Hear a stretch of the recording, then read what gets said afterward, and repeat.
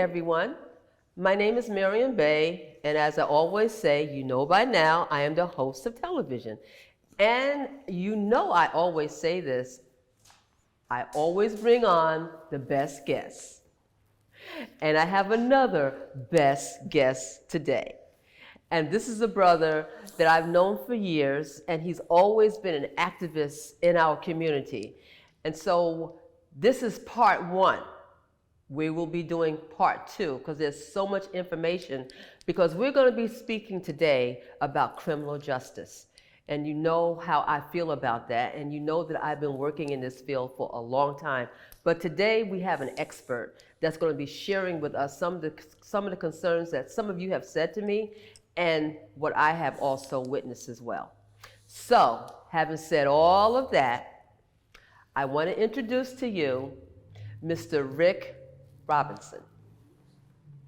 And Rick, I want to thank you so much for coming on. Oh, my pleasure. And here's the thing. Though you sent me all your information, yeah, some of it. well, some of it. Yeah. So here's the thing. You're going to introduce yourself. Oh, I want you to tell the audience something about you. Okay. You know, I mean, I have your bio and everything, right? So you are the chairman of the NAACP in Newark, New Jersey. Yes, chairman for the Criminal Justice. Yes. For Newark, New Jersey, NAACP, and I also serve as the chairman for the New Jersey State Conference, NAACP as well. Mm-hmm. So I have authorization to speak to governor, lieutenant governor, attorney general, New Jersey State Police, all the different prosecutors in different counties in New Jersey, and all the different, I would say, law enforcement, municipal, county, or state. Mm-hmm. So I'm very fortunate in that respect, and I was appointed that position, I would say, 3 years ago by the New Jersey State Conference President, Richard T. Smith. Oh, yes. And my esteemed president for Newark, New Jersey, NAACP, Deborah Smith Gregory. Oh, yes. Oh, yes, Deborah. Yes, I know Deborah. Yes. Okay. Yes. So now, I was looking at your resume, and so when I didn't see, as we were just speaking earlier, I didn't see law degree. But you're in law, right? Your degree is in business. Yes, it is. Okay, so how did that happen? Well, it's funny. I actually graduated from college with the business degree, and I went to work immediately right after college. Mm-hmm. I went to work down in Lang City at one of the casinos. And unfortunately, I worked for Donald Trump, but it's okay. No, it's okay. Yeah, because I know we're going to be speaking about Donald Trump later, probably regarding the situation that happened in Central Park 5. Yes. But I actually can say this in regards to my tenure there for 11 years. I was the only black man that was actually elected 7 years in a row with a 700 workforce for the gaming the gaming department, to lead the individuals pertaining to their monies. So there was a black man in charge of all the monies for the 700 plus workforce in the gaming department. So I'm very honored with that. Okay, what's the gaming department though? Gaming department is where you have the blackjacks, the craps, the roulette. Oh, like with the casinos? Yes. Oh, yes. So when my name started circling around the city, it's like, oh, this guy must be like a older guy. But I had just graduated from college, and I took on task after task after task. I got to tell you, my Lang City days working for Donald Trump, it was some kind of a struggle sometimes, because of who I was. But being an aggressive person and being an astute person, I was able to climb the ladder and move on and be productive. Okay, and so what did you learn from that experience? I learned that no matter what's in your way, that you should actually ascertain what you think you should actually have. And in that respect, do what's necessary. Right. And be able, it put me in a position to help a lot of people. Beautiful. A lot of people. So not only did I get a lot of people in Stockton University, who couldn't get in otherwise. Yes. I think I got like over 20-some people inside school. Oh, nice. Yeah, they were actually, first they were denied. Then they will contact me. They find out, oh, well, he went to Stockton. He must know somebody. Right. And then I will contact the school.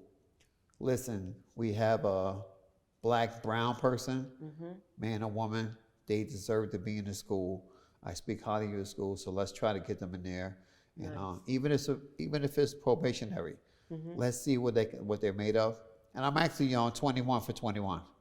Oh, nice. Yeah. Okay. And with that, I was able to get them. Sometimes some of them got casino jobs, and that actually fortified their income situation. So it worked out nicely.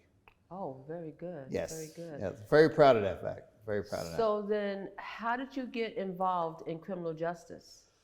Wow. Okay. So when I was in school, my second year, I lived off campus, and I was a victim of police brutality, on a daily basis. So a lot of people know this already, but every day when I would go to class, every day I would come back from class, I was pretty much pulled over by the police. Every day I would go to work after class and come back from work, I was pulled over by the police. So they were targeting you. It wasn't even a target. It got to be so bad that every time that I would just, see them, because there's only one opening in this particular town, and they're all sitting there, because they're actually looking to see if you got to give anybody any tickets. I would just pull over and just wait, because I knew they were going to pull me over. Were you the only black man in town? I think we were the only black individuals in town, and we lived off campus. Right. I think because of my name and the way I speak, they thought I was a white man. Right. They signed over everything to me, the house and everything, without even looking at me. Until they saw you. Until they see me, big problem. Right, right. Yeah. One of the funniest stories I ever had in college. Wow. Yes, but every day it was something. Sometimes it was like a 5-hour stop. One time it was like a 45-minute stop. Sometimes I was late for work, late for class. So it was always an ongoing situation. So I actually had to persevere through that. I think we made a call to Mayor Gibson back then, and we were able to work out something. Oh, And they okay. actually indicated that nothing should happen to that kid from Newark. Right.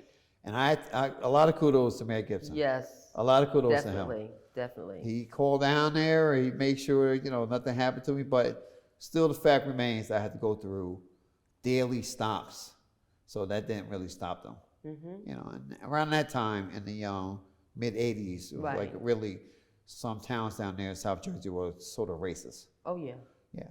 But I was recently honored at my school as a black alumni, and that's one of the reasons why they actually honored me. Oh, nice. Yeah. Because Being- of that experience. Being able to persevere, Yes. get your degree, going Do through all of that. Yeah. And it's Yes. it's pretty monumental, Right. and it was significant to my family. Okay, so then, so you go through that, and then you start getting involved in law. Yeah, I actually, when I left Atlantic City to move back up here, I moved back up there to help my grandfather, who was ailing, getting older.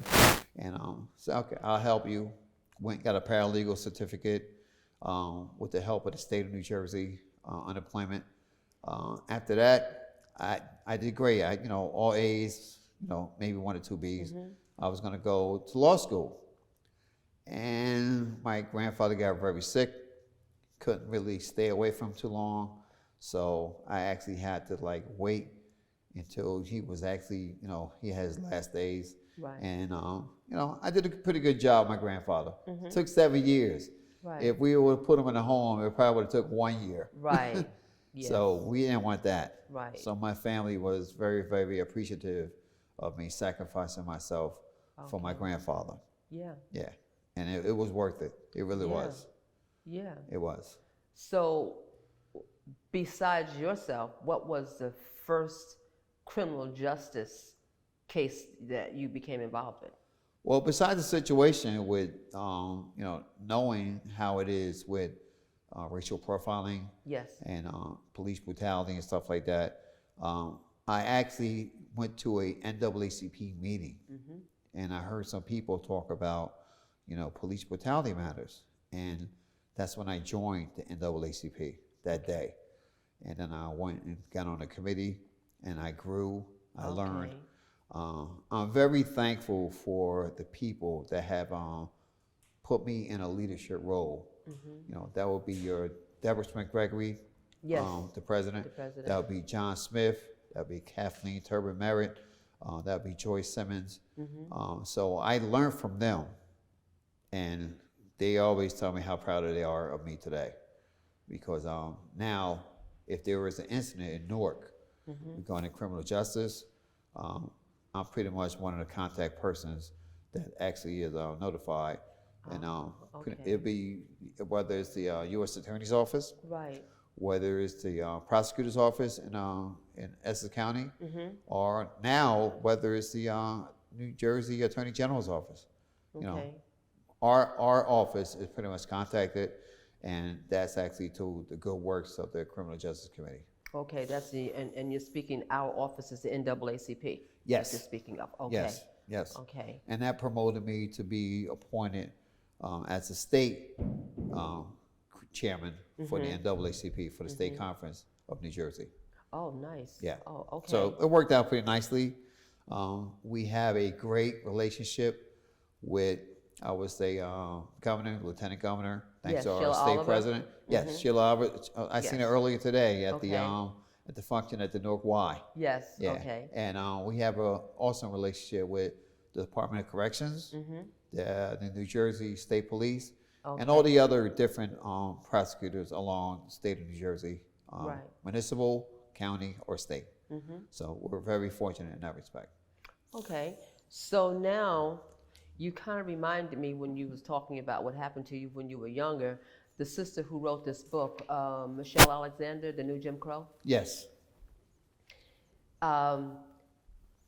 She is an Ohio professor. Yep. And all of the people, the brothers that she was defending, they would tell her what the police was doing to them, right?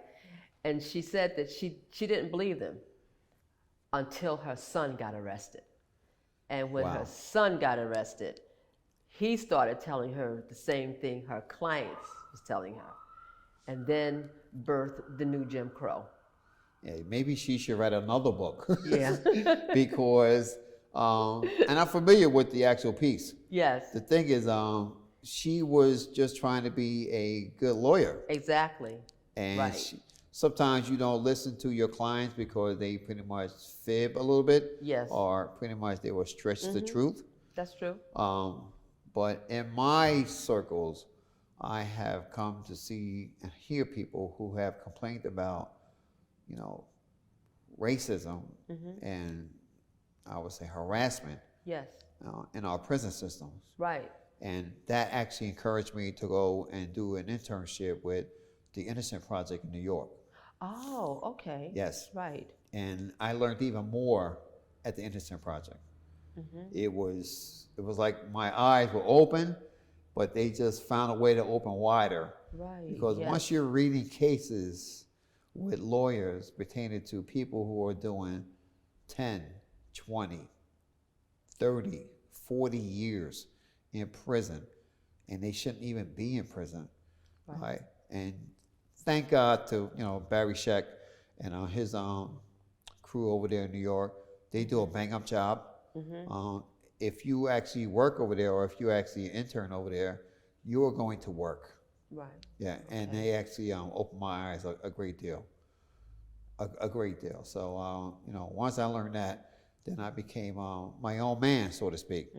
I did some, I was a panelist in Washington, D.C., I think in 2015, 2016, for Yes. criminal justice reform.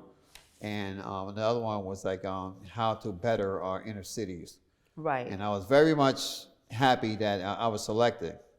And during that time, if you were selected for that, you was pretty much the go-to person. And my branch, the Newark branch, was extremely honored that I was going. Nice. Yes, Yeah. yes. Plus, I got to sit on a panel with one of my former bosses, Barry Sheck, who represented O.J. Simpson in his Okay. case. And he's the one that's in New York. Yes, Oh, okay. yes, Okay. yep. Okay. They had the premise of the DNA. You know, if the DNA is there, then they actually investigate it. If it's not there, then they actually look and say, this case shouldn't even be happening, and this young man, this young woman shouldn't be in jail. Well, that is still happening today. Unfortunately, it Yeah. is. It is. And I have to say that having a outlet like your show gives people like me an opportunity to pretty much express that just what you just said is still happening today, and we still need people to act like it's happening today. Yes. So, and it's sometimes a little bit, you know, I would say unfortunate, because you may see another black man or black woman in a position with the Department of Justice or the U.S. Attorney's Office or even the Prosecutor's Office or the New Jersey Attorney General. It doesn't sway me because I know of the history. What actually makes me happy if I actually see change. And if I'm able to see change, then I see that, you know, we're all working together. Right. Sometimes we're not all working together. Right. And that is the problem, where we have brothers and sisters coming home from prison. Or some people shouldn't even be in prison. That's true. Because I already learned from the Innocent Project. They shouldn't be in prison. I have 2 clients that I'm working with right now that should have never been in prison. Oh my goodness. Yeah, and I'm working with him to write his appeal. Okay. All right. I Because would it happened to him when he was like 15 or 16 years old. Wow. Yes, and now he's in his 30s, and he's still dealing with it. You're never going to escape the trauma. Exactly. Never. Somebody like myself, who was, you know, traumatized when I was in college, you know, you pretty much try to get over it. You know, as a ball player, that's what you learn when you're younger. You know, toughen up, get over it. Right. You know, but I think my parents was the one that actually say, do better. You know, even though it happened to you for a reason.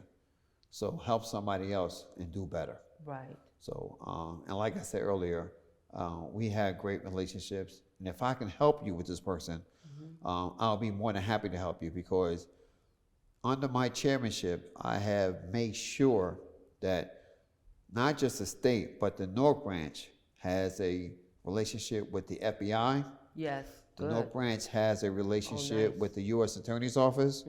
We have a relationship with the Department of Justice. Okay. We have a relationship with all state divisions, all stakeholders. We have a relationship with elected officials. We're not trying to actually, you know, we don't endorse anybody Right. for the NAACP, but Right. we work with you in your situation regarding how it harms our brothers and sisters, you know, throughout the state of New Jersey. But that's part of the mission. It should be more than that, in my opinion. It really should. I would say that reparations should be in the mix as well. Oh, absolutely. And you know, if you look at the equitable gap regarding how our people have been harmed, it is somewhat unmeasurable. I would say immeasurable. That's what I should say. But the thing is, we have to find a way to overcome that. Yes. And we have to find a way to partner with these, I would say, stakeholders, and look to actually have better outcomes.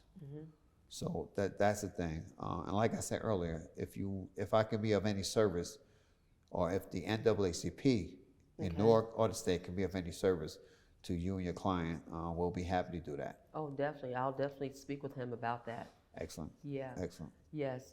And now you, in here, you said that, okay, you, the U.S. Department of Justice in Washington, you worked in Washington, D.C.? I didn't work there. I was actually invited to come there to speak. This was in 2016. Yes. And which was a phenomenon, because I don't think anybody from Newark was being considered. but some people have heard me speak at protests. Some Okay. people have seen Right. some of my writings, Yes. and they recognize that I was with a good group, Mm-hmm. like the Newark NAACP. So I was actually very, very fortunate. 'Cause when I went to these different events, it was very little NAACP people there. Oh, But okay. I actually had a stage, and on that platform, I explained that the city of Newark is trying to do some things that are positive for black men and black women. You know, we are In criminal justice reform? yes. Okay. So we had the situation with the Newark Community Solutions on Judge Pratt. Yes. I pretty much promoted that when I went to Yes. D.C. and I actually sat in one of her courtrooms. Oh, I and did too. Oh, did you Oh, really? yes, yes. As a matter of fact, when I was working at Delaney Hall, Okay. A lot of the guys, I would tell them, if you don't do what you're supposed to do, I'm sending you to Judge Pratt. I don't think they want to go there. And so, but she was phenomenal. She was. Yes, she really was. And she still is phenomenal. Yes, she is. Yes, she just is. put out a book. I bought a book. I went Okay. to I went to one of her book signings. Okay. Yes. All right. Yes. She's So- still doing fantastic work. I actually promoted her. I actually went to promoted the mayor's legal team Okay. because they were actually engaging in things like the civil complaint review board. Oh yes, that's right. Civilian complaint Are you review. on that? I'm actually the chairperson for that. Okay. So Mayor Raz J. Baraka actually Yes. appointed me to be the chair. Okay. All right, and we had some. Congratulations. Thank you. It's a lot of jobs, a lot of writing. So we actually, you know, the commissioners were from the ACLU, they were from La Casa, they were from the Okay. Ironbound Community Corporation. Yes, yes, we work with them too. Yes, and we had some other people who were recommended by council, Okay. municipal council. So we had Yes. 3 people from there, and now we're looking to actually engage with the young people to try to get 2 young people onto the board. Oh, that And makes a big difference. I think Mayor Baraka and his family, when they went through all the different things pertaining to when they were younger, Oh yeah. and Right. involving his famous father Yes. and Yes. his famous mom, they pretty much set forth a path, and I was honored to actually be appointed the chair of that particular entity. Right. Okay. Yep. Okay. So now, because I just want the audience to get an example of who you are, to get information about what you've been doing and why you're where you are today. Because you've always been active. When I first met you, I mean, that's how I met you. You was like active in everything, you know, in the community, and that hasn't stopped. And now No. you're in a position where you are an influencer. Yes. You know, and that is a good position to be in because, as your mom said, help people. And Yes. Yes. That has always been my mantra. When I found out that I wasn't going to be a pro ball player, and you find out that pretty early when you go against, you know, you play AAU and you see how tall other people are and how talented they are. I'm like, okay, basketball is not going to be your shot. Okay. You know, just get what you can get in education and stuff like that. Growing up in the projects in Newark, that pretty much gave me the, I would say, the drive to actually help people, you know, if I can help them, you know. Right. Now, in the projects, you know, we had all kind of people living there. You know, there was white people there, there was Hispanic back people in the there. day, yes. Yeah. Right. So my family actually told me, people are people. That's right. You know, that's it. Yes. So everywhere I go, I pretty much tell, if I'm speaking at the State House, I think I gave you a piece regarding, I was speaking about people on parole, on probation, and they needed to actually, you know, do away with those barriers so they can be productive in Yes. society. Yes. You know, you have to advocate for all of them. Yes. You do. And a lot of the things that's on their records need to be expunged. That's another thing.